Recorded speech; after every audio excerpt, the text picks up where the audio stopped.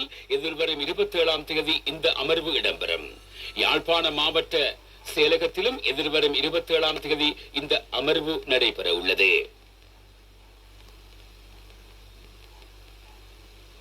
அமைச்சுக்கள் மற்றும் திணைக்களங்கள் சிலவற்றின் முற்பண கணக்கு வரையறை மறுசீரமைப்புக்காக தாக்கல் செய்யப்பட்ட யோசனைக்கு அரச கணக்குகள் தொடர்பான செயற்குழு அனுமதி அளித்துள்ளது.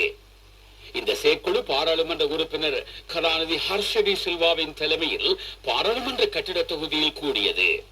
இந்த யோசனையை பாராளுமன்றத்தில் சமர்ப்பித்து அனுமதி பெற வேண்டும் என்று செயற்குழு முன்னிலையில் அதிகாரிகள் தெரிவித்தனர். புகையிலை மற்றும் மதுசாரம் தொடர்பான தேசிய அதிகார சபையின் புதிய தலைவராக டாக்டர் ஆனந்த ரட்நாயக்க நியமிக்கப்பட்டுள்ளார்.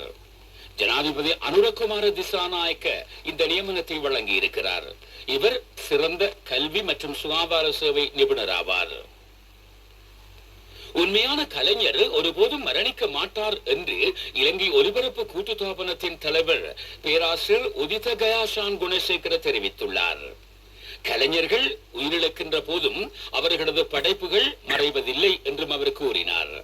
பிரபல பாடகரான நீலா விக்ரமசிங்கவின் ஞாபகார்த்த நிகழ்வு கூட்டுத்தாபனத்தின் ஆனந்த சமரக்கோன் கலையரங்கில் இன்று நடைபெற்ற போதே தலைவர் இதனை கூறினார்.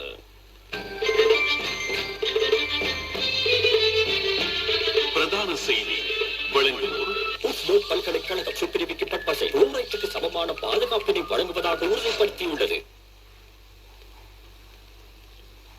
1619 இலங்கையர்கள் கடந்த 5 மாத கால பகுதியில் தென்கொரியாவுக்கு தொழில் வாய்ப்புக்காக சென்றுள்ளார்கள். அந்நாட்டு உற்பத்தி துறையில் தொழில் வாய்ப்புக்காக தகைமை பெற்று 96 இளைஞர் யுவதிகள் நேற்று தென்கொரியாவுக்கு புறப்பட்டனர். இலங்கை வெளிநாட்டு வேலைவாய்ப்பு பணியகத்திற்கும் தென்கொரிய மனிதவள அபிவிருத்தி நிர்வாகத்துக்கும் இடையில் ஏற்படுத்தப்பட்ட புரிந்துணர்வு உடன்படிக்கையின் பிரகாரம் E9 விசா பிரிவின் கீழ் இந்த தொழில் வாய்ப்பு கிடைத்துள்ளது.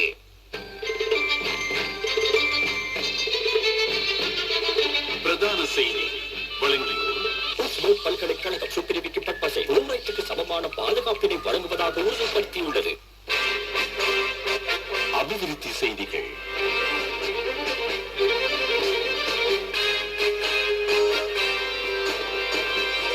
காலி மாவட்டத்தில் நீர்ப்பாசன திட்டங்களை அபிவிருத்தி செய்யும் நடவடிக்கைகள் இடம்பெறுவதாக நீர்ப்பாசன திணைக்களம் அறிவித்திருக்கிறது.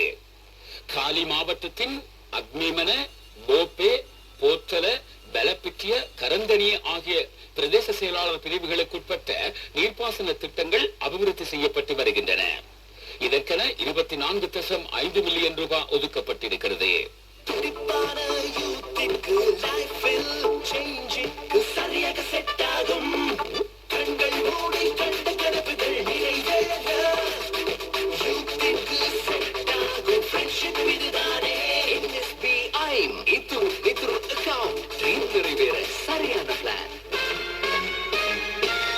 வர்த்தக செய்தி அனுசரணை தேசிய சரக்கு வங்கி உங்கள் பணத்திற்கு பாதுகாப்பான இடம்.